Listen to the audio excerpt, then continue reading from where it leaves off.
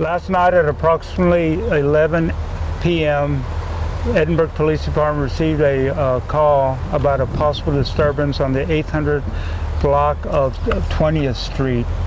Upon arrival of our police officer, he was confronted by a male subject, and unbeknownst to him, it was an ongoing home invasion.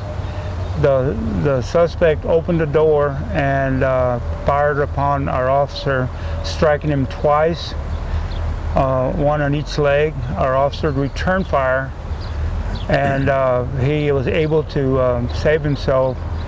And we have obtained evidence. We do not know who the subject is. We need the public's help in identifying the subject, but it was a home invasion. I'll just reiterate what the chief said. The officer did respond to this call of a disturbance, and unfortunately he didn't know he was walking into an actual home invasion in progress. He did have a confrontation between at least 1 to 2 suspects who were armed with semi-auto weapons, from what we understand. There was an exchange of gunfire. Unfortunately, our officer sustained a couple of gunshot wounds, which were fortunately non-life-threatening wounds. He was immediately transported to McAllen Medical Center, where he was treated. He is in stable condition. The suspects fled the scene on foot. We are looking for a suspect that was described as a Hispanic male, young in age, maybe between 20 to 30 years of age.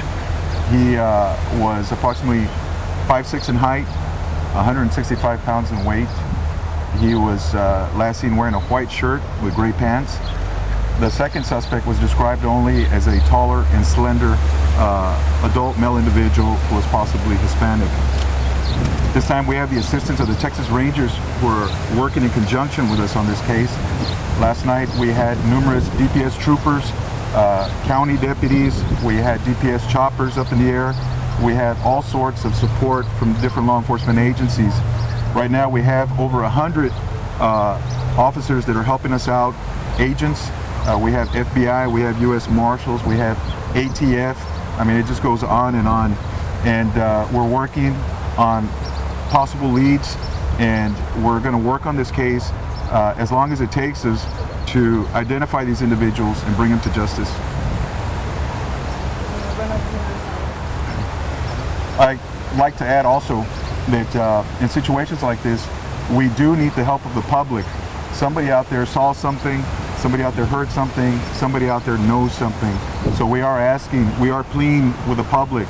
If you have any information that will assist us in identifying these suspects, please contact the police department or please contact our Crime Stoppers line. We'd really appreciate it.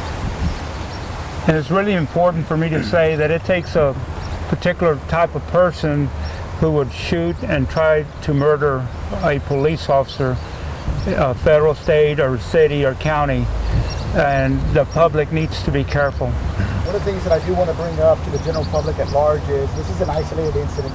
This is something that is very, very uncommon. I know myself, I come from a law enforcement background, and I was there for almost 12 years.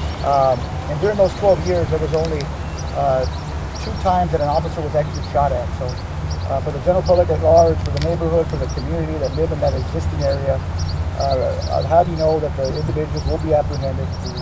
The police will do their job. Law enforcement will take care of business, and we will get the subjects apprehended. And the streets are still safe, so there should be no concerns as far as can you go out at night during possible hours. For the most part, like I said, I just want to reiterate, this is an isolated incident. It's very, very uncommon for something like this to happen.